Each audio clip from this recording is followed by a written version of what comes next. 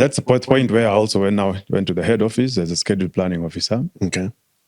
Now, using my experience that I had from the airport, we started now planning the schedules in a different way. Mm-hmm. And then I recall KQ, that's 1994 or 1993, if I'm not wrong. Mm-hmm. Yeah. And there were only two computers in the head office. Ideally, that were in use. Okay. One was really in operations. Mm-hmm. There's a small operations office. Mm-hmm. And then the other was in network planning. Okay. MS-DOS. Okay. Okay. And the schedules used to be done on Excel worksheets. Okay. Yeah. So you can imagine if you're canceling a flight, Yeah. one aircraft is being chartered by a VVIP. Yeah. You have to take that piece of paper and rub, because you used to draw in with a pencil. Mm-hmm. That's what I recall about schedule planning. But after a couple of years, I think one or two, of course, KLM was confirmed as a equity partner of KQ. Okay. And immediately a lot of things started changing, reorganizing KQ, the practices, the departments. We did a lot of training in Amsterdam. Okay. So getting the new modern concepts of planning. We used to call it then business systems. Okay. How do you incorporate, like schedule planning is not just about the schedules. It's about you also incorporating, like commercial aspects, the sales aspect, market activities. So including global distribution systems. Global distribution systems. And that is when now we started introducing new systems within the planning aspect. Actually, initially we were borrowing the systems from KLM. Okay. And applying the same system, the market information data tapes from KLM. Those guys were very far ahead. Yeah. So that transformed the department from like schedule planning now into network planning. It's a central core area for airline system. Okay. So we incorporated now elements like, alliances, how you have to partner with other airlines. Yeah. How you do your interlining, and code shares. And code sharing. Yeah. So network planning now, schedule planning transformed to network planning and alliances. Okay. Yeah. And in that major department now, you're also responsible for the joint venture with KLM. Yeah. Yeah. Okay.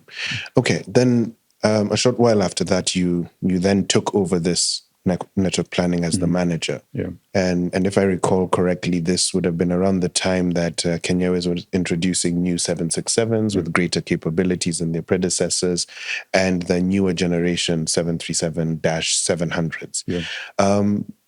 Was this part of the continuing change? And how is that from a network planning perspective, given that now you're starting to look further out, destinations that might previously not have been in the plan?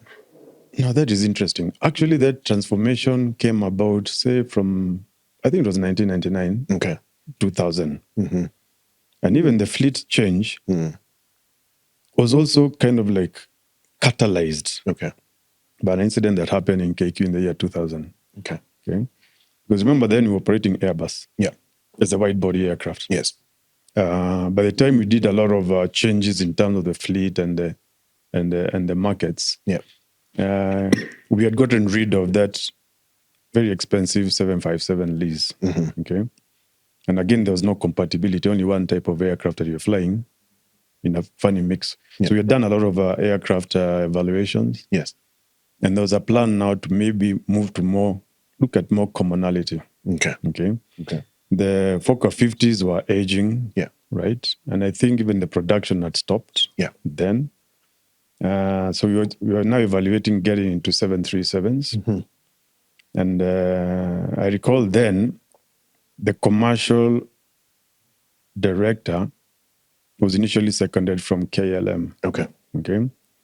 Very experienced guy, Bram Steller. I think you recall Bram Steller. So we did a lot of work and training to understand how do you really look at the fleet and map it with the market and the product and the service that you are looking at. Yeah. And just around that time, the year 2000, we had an accident with one of the Airbus. And I think that experience brought to a stop in terms of how we approach fleet planning. And we ended up now relooking at replacing the Airbus with 767s. Okay. And remember, now we're also targeting the 737s. Yeah. And those 737s we were looking at then, by they were classics, eh? Yeah. The 300s. The Dash 300s, yeah. So that transition was actually not very complex because, we were already used to operating the wide body aircraft. Okay. And I think we even had some two very old classics that had come about between that period of 1995 to 1999.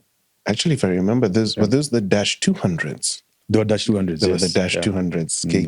I think I even remember their tail numbers, but yes. They were really, really classics, but they had served us very well. So by moving into the much more modern 300s, at that period, we were also looking at our domestic network. Okay. Because remember, now we've been operating Fokker 50s. Yeah.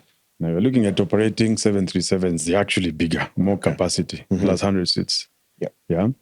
And that's when we actually kind of mooted, deploying those aircraft in the big domestic markets and the wider domestic market, which is Africa. Okay. So like having those aircraft flying to Mombasa, Kisumu, Entebbe, Dar es Salaam, etc. So we actually grew our regional market much, much more stronger with the 737-300s. Okay. Yeah.